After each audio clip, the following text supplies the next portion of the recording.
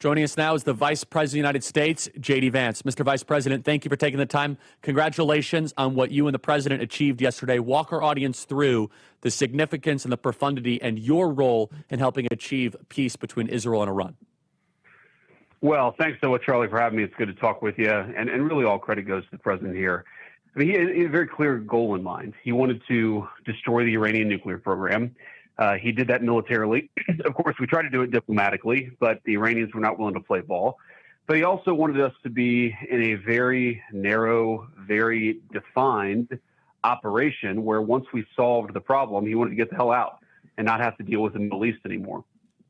And I think that's what you saw here is you saw bold, decisive action, but you also saw a willingness to sort of press the brakes on both the Iranians and the Israelis.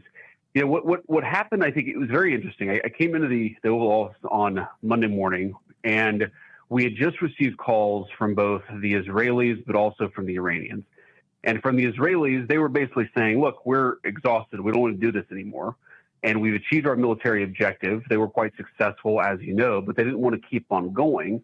And I think from the Iranians, they were saying, well, we're going to do this counterattack, but it's going to be largely symbolic. This is where we're going to strike. They basically telegraphed exactly what they were going to do so that we could maximize our ability to save the lives and the health of our troops. And so what the President basically said is, let's figure out what the Iranians are actually doing.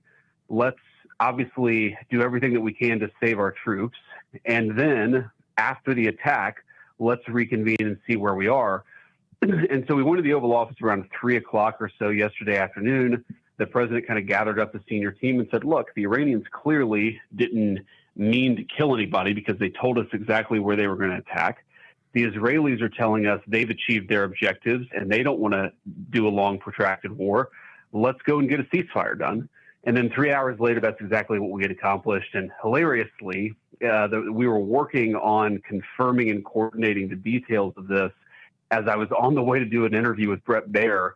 And then I think the President got this over the finish line literally while I was on air. And then it was read to me right before we actually started recording the interview. So a really big day for America, Incredible. A really big day, I think, for Israel and Iran, but just a big day for world peace, Charlie. I mean, I can't emphasize how big of a deal it is that we took the Iranian nuclear program, we destroyed it without losing a single American life and without getting the United States involved in some protracted Middle Eastern conflict. It's kind of a win-win-win all around. And so, Mr. Vice President, I've known the President for about 10 years. I have never seen him this mad publicly, where he dropped basically the F-bomb heard around the world at both Israel and Iran. What do you think led to that? He wanted the ceasefire so badly. He wants peace. His driving force is peace, not war, which is such a sea change versus the prior Republican Party. Can you comment on President Trump this morning as he was demanding an end to all conflict, and it worked? Please.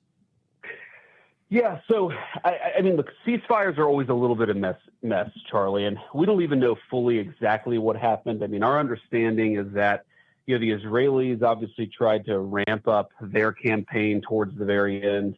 The Iranians took a lot of shots at the Israelis at the very end. You know, there are some concerns here because, you know, even after the senior leaders agree to a ceasefire, it takes some time for that message to get down to the commanders in the field. You know, even if the leadership of Iran, for example, says, yes, okay, we'll stop shooting, it's totally possible that there's a guy they can't reach who doesn't realize that. And so it's not even clear totally what happened, but there appears to be one errant rocket that the Israelis perceived was fired at them. It did not land. It did not do any damage. This was the very last rocket the Iranians shot.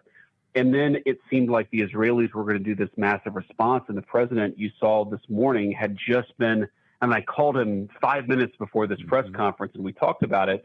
And I think the President was just like, this is ridiculous. Totally. These guys are exhausted. Both of them want to stop fighting. This stupid tit for tat is unacceptable. And I'm just going to go out there and I'm going to make it very clear to each party that this needs to stop. And obviously, you know, it's an amazing thing to have an American president who just goes out there and says, this is what's in America's best interest. This is what's smart. The parties should choose the smart path and not the dumb path. And he said it so forcefully that I actually think it meaningfully changed the trajectory of this morning, Charlie. I mean, just take you through my own psychology. At around 6:30 this morning, which is, I think, right around the time the president was going out, I was worried that this ceasefire would fall apart. You know, it was hard won. There was a lot of background that went into it. You go to bed, you think things are fine. You wake up and realize that they're not.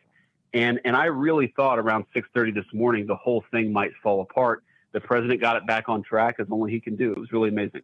Extraordinary. Last night, there were a lot of doomers, Mr. Vice President. There were a lot of doomers. Yes, there were. And they were like, oh, this thing's falling apart, and Persia's launching rockets, and it's past this. And I honestly, I turned my phone off at 1 a.m. Eastern. I said, I'm done.